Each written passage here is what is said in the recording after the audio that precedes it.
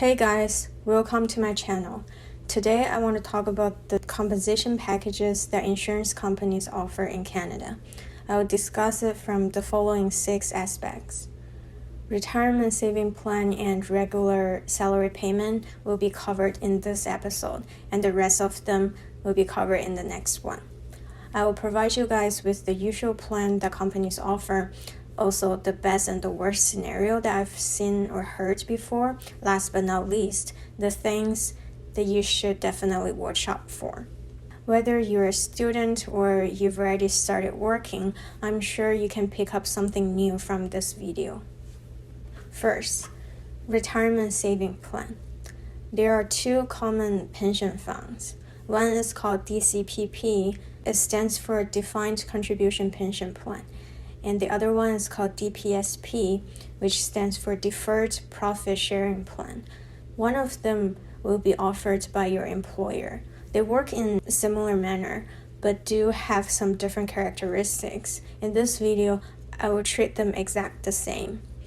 If you want to acquire all the details regarding them, I encourage you to do your own research. But I believe they work the same way, providing you don't deposit any dollars into the account yourself.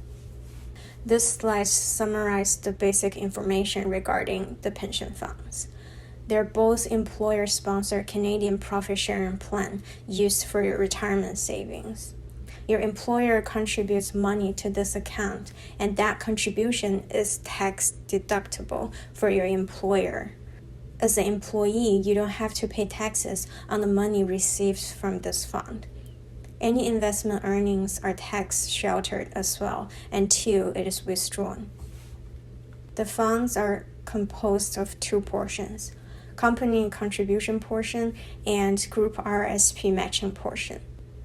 To get the RSP matching, you have to first open up a group RSP account with your employer, so that your employer can match the amount you've contributed to your group RSP. Matching is subject to a cap. If the cap is 5%, then you can choose to match 5% or less. Matching might not be provided until you serve a certain number of years, or the company doesn't provide any matching at all. And usually the DCPP amount is deposited into your account in installment on your payday. For the first portion, which is the company's usual contribution, 5% of your salary is a pretty good amount. The lowest I've seen is 2%. For the matching portion, the cap is anywhere between 0 to 5%. If the cap is 5%, then the earlier portion will likely not be 5%, and vice versa. An example would be you've decided to contribute 2% of your salary to your group RSP account, providing the cap is higher than 2%. Then your employer will match that 2% by depositing 2% into your DCPP. If your employer's original contribution is 3%, then in total, your employer will put 5% of your gross salary into your DCPP on your payday. Definitely check with your hiring manager or HR before you decide to sign the contract. But if you're being offered with a significantly higher base salary, then you probably don't care about the retirement plan. Now, here comes to the most important part, the caveats regarding pension funds. One caveat is that the contribution will not be vested until you serve for a certain number of years. Meaning, if you served less than the indicated years written in your contract, you won't get a penny from your DCPP. This period could be 1 year or 2 years. To be honest, for most of the companies, contribution is vested immediately. This is very rare, but it happens. Although it won't be a large amount of money, but it is supposed to be your money, so yeah, watch out. Another caveat is that the contribution is only deposited into your account once a year at the beginning of the next year. Instead of depositing it in installment on your payday, your employer chooses to do it right before they report their tax at the beginning of the next year. Remember, this amount is tax deductible for your employer. As someone who has common sense, we all know the time value of money is critical. You lose the investment gain over the whole year. It's not going to be a large amount of money, especially when the market is bad. And in today's market, it's for sure an investment loss. But still, I just don't like this idea.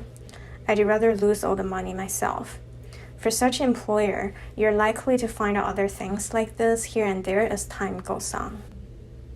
Now moving on to regular salary payment.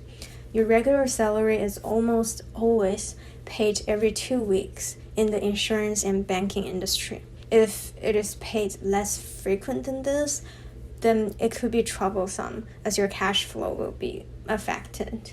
I've actually never heard any so far. Something to watch out is that some companies pay you in arrears. Let's say October 14th is your payday. Usually companies pay for the period highlighted in green. But in this case, your pay is actually for the red circled area. I don't think anyone would like this idea, and if you do care, please make sure you double check with your HRs on this, just to be mentally prepared. Lastly, you should also check if there's overtime pay. Many companies in this industry don't pay you when you work overtime.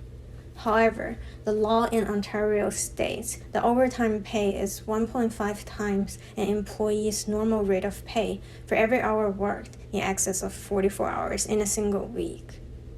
So I don't really understand how those companies can get around without paying OT. And obviously, as an employee, I didn't care about this at all in the past. So I guess it was partially my fault. So don't spoil your employer and don't shy away from asking for OT payment if you indeed worked over 44 hours in a week. Okay, that's all for today. We will go through the rest of the points next time. If you find it helpful, please like and subscribe. Thank you for watching and bye.